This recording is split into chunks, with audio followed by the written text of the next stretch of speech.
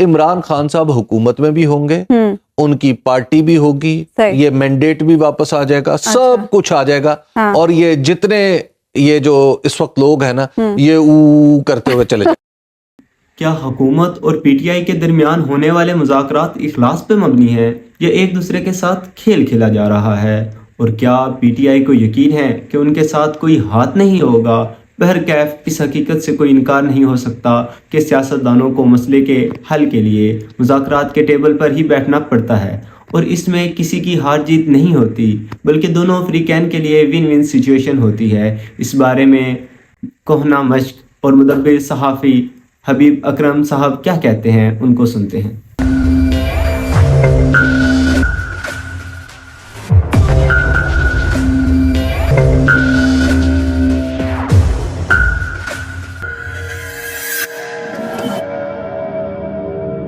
مذاکرات میں ایک تعطل کی بات یا سمجھ لیں تاثر ایک سامنے آ رہا ہے کہ مذاکرات میں شاید کوئی تعطل آ گیا ہے, بد اعتمادی اور بدگمانی کچھ بڑھ رہی ہے, اس کی کیا وجہ ہے؟ ایک تو مجھے نہیں لگ رہا کہ بدگمانی بڑھ رہی ہے, یہ آپ یوں سمجھیے کہ ایک بدگمانی پیدا کی جا رہی ہے. سپوائلرز؟ جی اس کی وجہ, جی سپوائلرز. اچھا, آپ کو یاد ہوگا کہ میں نے پہلے عرض کیا تھا کہ یہ جو تحریری مطالبات کا کی پہ بار بار زور دینا ہے, اس کی کچھ سمجھ نہیں آتی. اس کی وجہ یہ ہے کہ وہ مطالبات تحریر میں آ گئے اور خود عرفان صدیقی صاحب نے ہمارے سامنے پوری نیشنل ٹی وی کے اوپر انہوں نے ایسے بالکل پڑھا, اور وہ جو پریس ریلیز ہے جو انہوں نے پڑھ کے سنائی تھی, وہ جو اعلامیہ ہے وہ اس وقت سب کے ہاتھ میں, سب کو پتا ہے. تو گویا ایک طرح کے مطالبات جو ہیں وہ تحریر میں تو آ چکے ہیں. اب یہ الگ سے کہنا کہ تحریر میں آپ مطالبات دیں تو اس کی کیا وجہ ہے؟ اس سے بظاہر آپ کا ان مطالبات سے تعلق تو نہیں جڑتا, ٹھیک ہے نا. جب مطالبات بول دیے گئے اور تحریر میں آ گئے تو بات ختم ہوگی.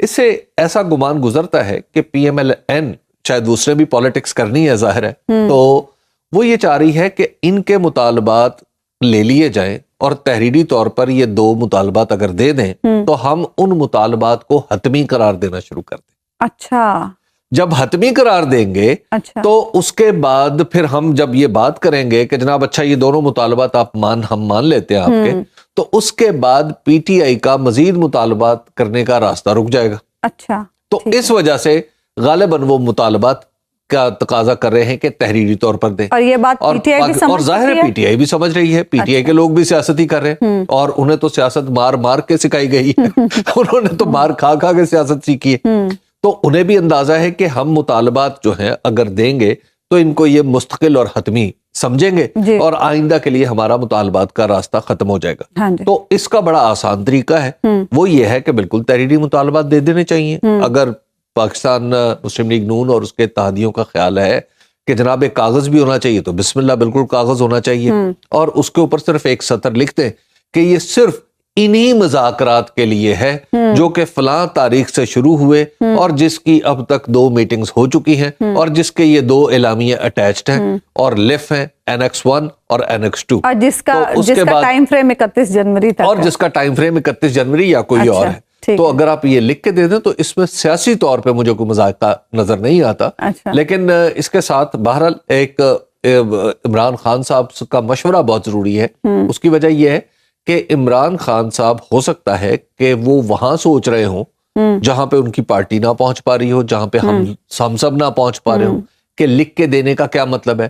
اچھا جب وہ لکھ کے دیں گے تو بعد میں کہیں گے عمران خان کے سائن کروا کے لاؤ, جی, اور عمران خان کے سائن کروا کے لاؤ جی, اب اس کو لیگل ڈاکومنٹ کرو, تو لیگل ڈاکومنٹ کے لیے پھر جیلر بھی سائن کرے, ٹھیک ہے نا. پھر اس کا نوٹری پبلک بھی لے کے. پولیٹیکل ڈائیلاگ ایسے نہیں ہوتے. پولیٹیکل ڈائیلاگ میں جب آپ کا ایک اعلامیہ آ گیا جو سب نے آپس میں بیٹھ کے پڑھ لیا, تو اس کے بعد اسی کو تحریر سمجھا جاتا ہے. اس تحریر پہ جو اصرار ہے وہ ایسا لگ رہا ہے کہ پی ایم ایل این کچھ وقت حاصل کرنا چاہتی ہے کہ چلیے ایک دفعہ تو انگیج ہوئے ہیں نا, اور اس کے بعد پھر طرح طرح کی باتیں کر کے ہم کہیں گے کہ دیکھیں جی یہ تو یہ کر رہے ہیں, دیکھیں جی یہ تو یہ کر رہے ہیں. اچھا, آپ کو ایسا لگ رہا ہے؟ جی, وہ پی ایم ایل این کے اندر کافی سارے ایسے لوگ موجود ہیں جو یہ چاہتے ہیں کہ مذاکرات نہ ہوں اور کامیاب نہ ہوں. جی, کامیاب نہ ہوں. اور انہی لوگوں کی طرف سے, اور نہ صرف پی ایم ایل این بلکہ کئی کوارٹرز میں ایسے لوگ پائے جاتے ہیں. اچھا, تو انہی لوگوں کی طرف سے یہ بار بار بات کہی جاتی ہے کہ جناب تحریری مطالبہ لے کے یا پھر बुशरा बेगम साहिबा का नाम लिया जाता है। जी, अच्छा, ये बात मैं आपसे पूछना चाहती हूँ, ये बुशरा बीबी के किरदार को लेकर क्यों ये बातें हो रही हैं कि वो शायद कहीं मुज़ाकरात कर रही हैं, ये इस तरह की बातें अब क्यों की जा देखिए, रही हैं? जब इमरान खान साहब की हुकूमत गई थी तो जो सबसे ज्यादा बार बार उनके ऊपर एस्टेब्लिशमेंट की तरफ से इल्जाम लगता था वो ये था कि बुशरा बेगम साहिबा के वो बहुत असर में, और बुशरा बेगम साहिबा कुछ जादू करती हैं, कुछ सहर करती हैं, कुछ और है, मामलात कुछ दम है, न जाने क्या कुछ जी है। जी, तो वो तरह तरह की खबरें आपको पता है फैलाई जाती थी उस वक्त। तो उसमें अब और बुशरा बेगम साहिबा के नाम को और उनके कंडक्ट को इमरान खान साहब के खिलाफ एक पॉलिटिकल चार्ज शीट बनाया गया था, और ये जो चार्ज शीट बनाने वाले थे ये एस्टैब्लिशमेंट के लोग थे, ये किसी पॉलिटिकल पार्टी ने नहीं बनाई थी, तो एस्टैब्लिशमेंट के लोग थे। गोया बुशरा बेगम साहिबा में और एस्टैब्लिशमेंट में एक बहुत बड़ा खला पैदा होगा, बहुत बड़ी खलीज पैदा होगी।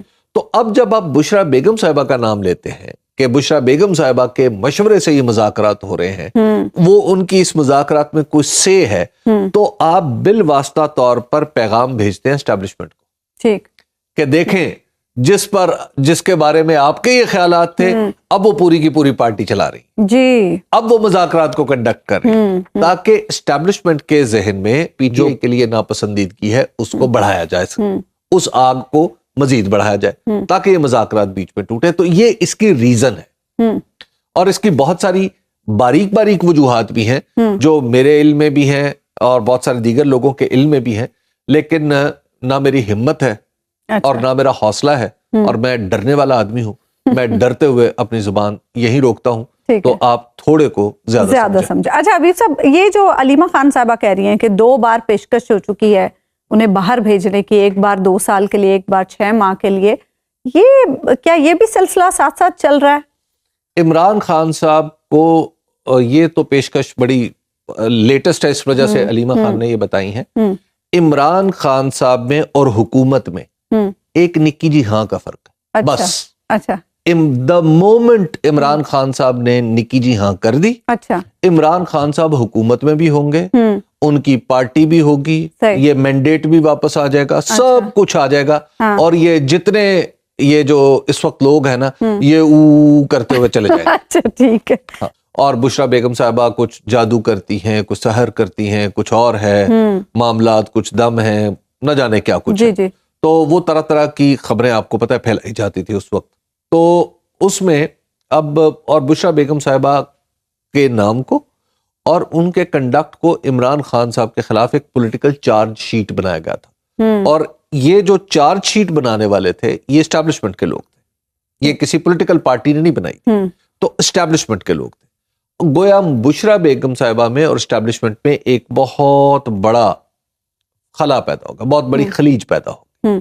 तो अब जब आप बुशरा बेगम साहिबा का नाम लेते हैं कि बुशरा बेगम साहिबा के मशवरे से ये मुज़ाकरात हो रहे हैं, वो उनकी इस मुज़ाकरात में कुछ से है, तो आप बिल वास्ता तौर पर पैगाम भेजते हैं एस्टैब्लिशमेंट को, ठीक, कि देखें जिसके बारे में आपके ये ख्यालात थे, अब वो पूरी की पूरी पार्टी चला रही जी, अब वो मुज़ाकरात को कंडक्ट कर रही है, ताकि एस्टैब्लिशमेंट के जहन में पीटीआई के लिए नापसंदीदगी है उसको बढ़ाया जाए, उस आग को मजीद बढ़ाया जाए ताकि ये मुज़ाकरात बीच में टूटे। तो ये इसकी रीजन है, और इसकी बहुत सारी बारीक बारीक वजूहात भी हैं जो मेरे इल्म में भी हैं और बहुत सारे दीगर लोगों के इल्म में भी हैं, लेकिन ना मेरी हिम्मत है और ना मेरा हौसला है, और मैं डरने वाला आदमी हूँ, मैं डरते हुए अपनी जुबान यही रोकता हूँ, तो आप थोड़े को ज्यादा समझा। तो नाजरीन, आपने हबीब अकरम साहब की महाराना राय सुनी है। उन्होंने इंतहाई खूबसूरत अंदाज में मुज़ाकरात के अमल और उसकी मुमकिना कामयाबी और नाकामी के पीछे कारफरमा अवामिल का अपनी सियासी और सहाफ़ती बसीरत को सामने रखते हुए का भरपूर तज़िया किया। इन अशार के साथ इजाज़त चाहूँगा। उसने सकूत शब में भी अपना प्याम रख दिया, हिजर की रात बाम पर माहे तमाम रख दिया। आमदे दोस्त की नवीद कूहे वफ़ा में आम थी, आमदे दोस्त की नवीद कूहे वफ़ा में आम थी, मैंने भी चराग़ से दिल सरे शाम रख दिया। शिद्दते तशनगी में भी गैरते मैं कशी रही, उसने जो फेर ली नज़र मैंने भी जाम रख दिया। देखो ये मेरे ख्वाब थे, دیکھو یہ میرے زخم ہیں، میں نے تو سب حساب جاں بس سر عام رکھ دیا۔